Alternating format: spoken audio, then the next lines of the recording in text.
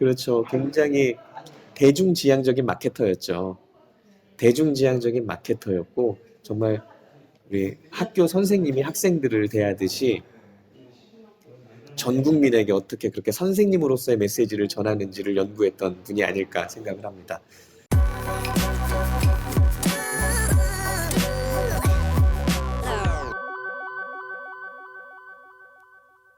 김용민 씨가 볼 때 박정희 대통령은 어떤 인물입니까? 제가 이거는 제 방송에서도 굉장히 많이 이야기하는 얘기인데 한 명의 천재가 역사에 기여할 수 있는 최대치를 보여준 인물 이렇게 표현을 합니다. 개인에게 천재성이 있을 수 있고 뭐 통찰과 비전이 있을 수 있지만 그걸 보여주는 데는 추진력도 필요하고 권력도 필요하고 또 아이디어만으로 그게 현실화되는 건 아니기 때문에 기획자로서의 자질이 있는 사람이 있고 그리고 또 추진하는 추진체로서의 역량이 있는 사람이 있고 조직 관리에 역량이 있는 사람도 있고 뭐 그런데 그 밸런스가 환상적으로 이루어져서 그냥 한 명의 천재가 역사에 기여할 수 있는 최대치를 보여줬다 이렇게 많이 이야기를 하죠. 예를 들어서 외교 같은 경우는 뭐 리더를 평가하는 게 여러 가지 있잖아요. 경제, 외교, 안보 뭐 이런 것들이 있을 텐데 외교라는 건 쉽게 말해서 누구랑 친해야 되고 누구를 조심해야 되는지 그걸 바라보는 능력이잖아요. 그걸 바라보는 안목이고 그 당시의 안목이 오랜 시간이 지나고 돌아봤을 때 얼마나 효과적이었는지 그 평가인데 그런 부분에 있어서는 그 결단력과 뭐 대적관 이런 것들은 완벽했다 그렇게 볼 수밖에 없더라고요. 그리고 경제 부분을 또 이야기하자면 돈의 가치를 한다는 건 언제와 어떻게의 문제라고 생각을 해요. 그러니까 돈은 똑같잖아요. 가치는 똑같은데 그걸 언제 쓰느냐와 어떻게 쓰느냐에 따라서 가치가 달라지거든요. 그래서 그런 관점에서 볼 때 박정희라는 리더는 그 시기의 삼억불과 그 시기를 놓친 삼억불의 가치가 다르다는 걸 알았던 리더였고 그리고 그 산업 기반에 투자한 삼억불과 분배하는 삼억불의 가치가 다르다는 걸 통찰했다는 거죠. 그리고 그 리더의 판단은 시간이 지난 다음에 우리가 평가할 수 있는 거지만 그 판단들을 평가하기에 이미 시간이 지났기 때문에 지금은 이제 우리가 더 이상 부정할 수 없다는 거죠. 그 시기와 지금이 가까웠다면 시간이 지난 뒤에 평가하자고 할 수 있겠지만 우리는 그 선택들을 부정하기에는 이미 충분히 평가를 하고도 남을 시간이 지나버렸어요. 그리고 우리는 그 결단으로 인한 수혜를 이미 다 누리고 살아버렸고 웬만한 사람들은 자신의 삶의 반 이상을 누리고 살았어요. 그리고 그 판단의 시기를 놓쳤다면 그 판단의 결과가 달랐다면 지금 기준으로 생각을 해보면 아찔하죠. 그리고 우리가 지금은 우리가 한 10년 전만 됐어도 뭐 이렇게 판단하면 좋은 일이 있을 수, 뭐 이렇게 판단하면 나름대로 결과가 있지 않았을까?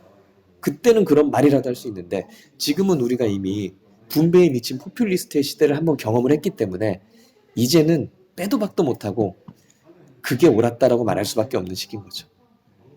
2020년대가 그런 이야기를 풀어가기에 그래서 좋은 시기입니다. 가난이 사람을 얼마나 초라하게 만드는지 또 가난한 나라의 국민들이 얼마나 비참한지는 저희가 이제 역사적 경험을 통해서 알고 있는데 김영민 본인도 고등학교 때 집이 상당히 불우해져서 학교를 다닐 수 없는 지경이었고 스스로 소년 노동에 종사하면서 생계를 해결해야 했다고요. 그렇죠. 저도 그 당시에는 보편적으로 고등학교를 안 가는 일은 거의 없어서 현실을 받아들이기도 쉽지 않고 그리고 희망의 사다리라는 게 얼마나 중요한지를 느꼈던 시기거든요. 그러니까 뭔가 사다리가 있으면은 힘들더라도 타고 올라가고 한 칸도 못 올라갈 것 같으면 하루에 팔굽혀펴기를 한 번 했다가 그 다음에 두 번 했다가 뭐 한 달 뒤에는 30번 했다가 이제 좀 사다리를 타고 올라갈 수 있는 상황이 되면 3칸 올라갔다가 또 내려왔다가 또 4칸 올라갔다가 결국에 올라가는 방법을 찾으면 되는 건데 근데 그 당시에는 아예 사다리조차 보이지 않아서 어떻게든 마음속으로 상상을 해가지고 사다리를 만들어내야 됐던 시기거든요. 그래서 일단 경쟁이라는 게 있으면 그 자체로 많은 사람들에게 희망이 된다는 걸 그때 느꼈고 경쟁을 평가하는 하나의 기준이 있다면 내가 인정받을 수 있다는 희망이 생긴다는 걸 알게 됐고, 이런저런 일을 하면서 열려있는 기회, 자유 경쟁, 그리고 고객에게 평가받는다는 그 하나의 기준. 제가 호프집에서 일할 때는 단골 손님을 많이 만드는 하나의 기준으로 손님들이 나를 반기고 알아보고 찾으면 아, 사장님이 이뻐하는구나. 그리고 배달을 할 때는 내가 배달을 하고 돌아오는 속도, 그리고 또 그릇을 회수하는 요령, 동선을 잘 잡아가지고 한 번 움직여가지고 그릇을 최대한 많이 회수하는 요령, 그로 인해서 시간을 절약하고 빨리 들어와가지고 수저에 종이라도 빨리 몇 개라도 더 끼우면 아, 이렇게 해서 인정을 받는구나. 그래서 뭐 내가 대안이 없어지면 내가 그만둘까봐 불안해하는구나. 뭐 이런 과정을 통해서 시장에 대해서 좀 많이 알게 됐죠. 그러면 학교를 못 다니면서 했던 일이 지금 말한 배달, 호프집, 또 건설 노동. 네, 보일러 설비 보조. 왜냐하면 토목 같은 경우는 제가 체구가 안 돼가지고 이제 뭐 보일러 열관리사가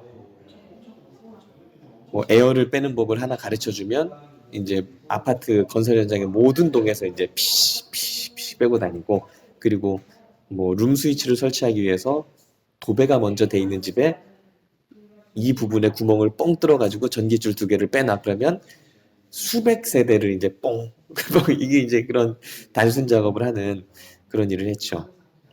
본인의 경험에 잇대어 말하자면 박정희 대통령이야말로 희망 자체를 꿈꿀 수 없는 우리 국민들에게 희망의 사다리를 만들어서 보여준 사람이다. 이렇게 봐도 될까요? 그렇죠. 저는 그 당시에는 일단 먹고 사는 문제가 제일 급했던 시기고 두 가지였던 것 같아요.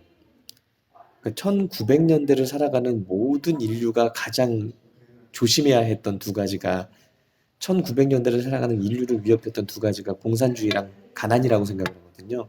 근데 그 두 가지 시대의 과제를 정확하게 통찰하고 정말 쪽집게 선생처럼 돌파를 했다라고 보게 되더라고요. 그리고 또 수출이라는 목표를 가지고 그 통찰을 한 것도 중요하지만, 통찰을 하고 그 성과를, 그러니까 그 성과를 치하하고 그리고 우리의 목표 달성을 퍼포먼스하면서 국민들의 그런 목표 의식을 고취하는 그런 작업들이 굉장히 이벤트적으로 퍼포먼스적으로 이루어졌거든요. 근데 그런 부분들이 실제로 경제에 미치는 영향이 되게 크고 어떻게 보면 그런 것들이 되게 문화적이었죠. 왜냐하면 전 국민에게 거의 뭐 상점을 주듯이, 우리 선생님이 상벌 주듯이 그 상벌로 인한 동기부여를 굉장히 스케일 크게 했던 시대가 아니었나. 그러니까 박정희 대통령은 전근대적인 백성을 근대적 마인드를 지닌 국민으로 바꿔놨다. 네, 저도 뭐 그 스피치를 할 때도 그렇고, 그리고 제 콘텐츠를 만들 때 특별히 배우질 못해서 이렇게 격조 높은 용어를 잘 못 쓰는데 뭐 제 식으로 말씀드리자면, 국민들에게 그 본인이 이제 현상을 받아들이는 국민들에게, 그러니까 수동적으로 현상을 받아들이는 국민들에게 능동적인 사고가 뭔지를 가르쳐준 시대인 것 같아요. 이게 가난이구나, 이게 추위구나, 이게 더위구나, 이걸 받아들이던 시대에서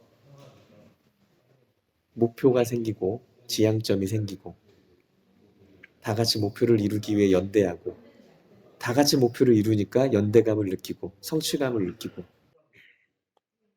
흘러나오는 노래를 되새기다 보니 진짜로 잘 살고 싶고, 우리도 한번 잘 살고 싶고, 해외로 시각을 돌려서 글로벌한 시각을 공영 언론을, 국영 언론을 통해서라도 이렇게 보게 되니 진짜 잘 살아보고 싶다는 느낌보다 우리도 한번 잘 살아보고 싶다는 그런 생각에 국격이라는 거에 대해서도 고민을 해본 게 아닐까 뭐 이렇게 생각을 합니다. 위대한 홍보 전문가로서 박정희의 재발견이네요. 그렇죠. 굉장히 대중지향적인 마케터였죠. 대중지향적인 마케터였고 정말 우리 학교 선생님이 학생들을 대하듯이 전 국민에게 어떻게 그렇게 선생님으로서의 메시지를 전하는지를 연구했던 분이 아닐까 생각을 합니다. 근데 그게 선생님으로서의 리더십이, 선생님다운 리더십이 항상 정답이라고 볼 수는 없지만 그 시기에는 그런 리더십이 필요했고 그 시기에 그런 리더십을 구사했기 때문에 좋은 결과가 나왔다. 이렇게 보는 거죠. 선생님 얘기가 나온 김에 하나 질문하겠습니다. 본인이 중학교 시절에 배웠던 박정희와 네. 실제로 사회에 나가서 본인의 스스로의 공부를 통해서 알게 된 박정희 사이에는 어떤 차이가 있었나요? 일단 학교에서 배울 때는 마지못해 인정하는 게 경제 성장, 그리고 주입되듯이 수백 수천 번 들었던 건 그런 독재자, 그리고 이념 전쟁이라는 게 굉장히 구시대적이라는 인식을 주도록 계속 가스라이팅하는 교육을 받거든요. 구시대적인 이념 논쟁, 그러니까 철진한 이념 논쟁. 근데 휴전 중인 분단 국가가 다른 체제로 살아가면서 군사적으로 대치를 하고 있으면 이념 전쟁이라는 게 철이 지날 수가 없는데 왜 자꾸 저런 생각을 하나? 뭐 이런 무슨 의도가 있나? 너무 부자연스러운데? 이런 의문을 갖는 게 이제 첫 번째였고, 그러니까 철진한 이념 논쟁이란 키워드가 제가 배웠던 박정희에서 연구하는 박정희로 넘어가게 된 계기 첫 번째고요. 왜냐면 그게 너무나 비이성적이었거든요. 그리고 90년대에서 2000년대 초반으로 넘어가는 시절에 90년대죠. 주로 90년대에 약간 굉장히 기괴한 모습을 가졌던 반일의 모습이 있어요. 그러니까 온 국민이 이제 우리 친구들이 다 같이 집에 들어와서 일본 만화를 보고 일본 만화책을 보고 애니메이션 보고 그리고 오락실 가면 일본 게임기를 하거든요. 그리고 또 집에서 닌텐도 게임을 하고 그러고 나서 이제 일본 문화를 받아들이면 안 된다고 막 길에서 시위를 하고 그런 모습들이 굉장히 엽기적이었어요. 그리고 태권부위가 표절이라 그러면 막 발끈하면서 막 따지고 이게 왜 우리 건지 막 설명하고 마징가 제트와 태권부위가 다르다면서 막 마징가 제트는 적 태권부위는 우리 거 이런 모습들이 좀 진짜 거의 괴이하고 엽기적이고 그로테스크하고 그래서 이제 아 내가 연구를 안 하고는 못 견디겠다 알아보지 않고는 못 견디겠다라는 생각을 했죠. 이제 그 두 가지 발단으로 역사를 다시 이제 발췌를 하다 보니 우리가 급성장했던 배경에 동반자가 있고 파트너가 있었다는 걸 알게 된 거죠. 그게 누군가요? 일본이죠. 근데 그 과정에 민족 정서를 뭐 등에 업다기보다는 그냥 민족 정서여 나를 밟고 가라 뭐 이 정도로 거의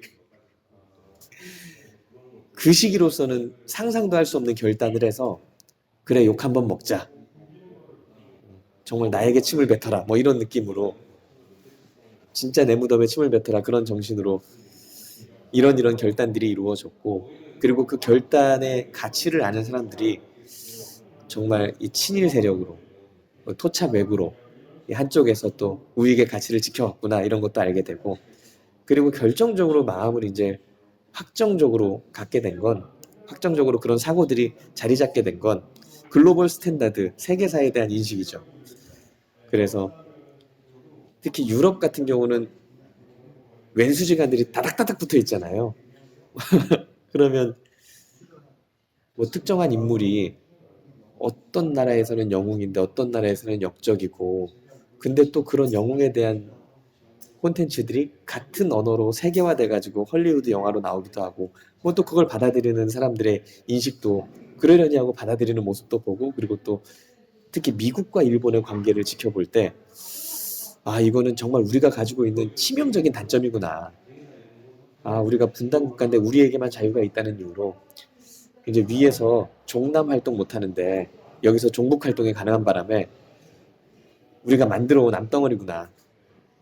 뭐 이런 생각을 하게 됐죠. 그래서 그게 워낙 심각하다는 걸 알았기 때문에 굉장히 신중하게 준비하고 천천히 준비했던 것 같아요. 그 시위 현장은 예전에도 많이 구경했어요. 구경하고 뒤에서 보고 뭐 지나가는 사람들 반응도 보고 뭐 시위 현장 보면서 지나가는 사람 반응 현장 보고 와 이거 좀 씨도 안 맥히는구나. 택도 없구나 이런 비판적인 시각도 가져보고 근데 또 그분들이 없으면 안 되니까 명맥이 아예 끊기니까 또 음료수 같은 것도 이렇게 사다 드리고 그러면서 고민을 하다가 시작을 한 게 4시 10분이에요.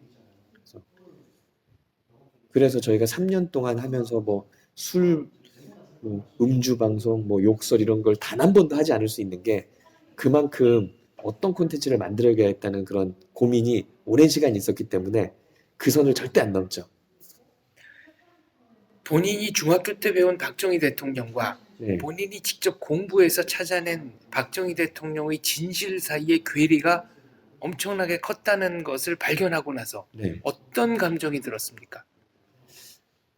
이 시대에 내 역할이 있구나 라는 생각을 가졌고 그리고 앞으로 역사를 접근할 때 사건 중심이 아니라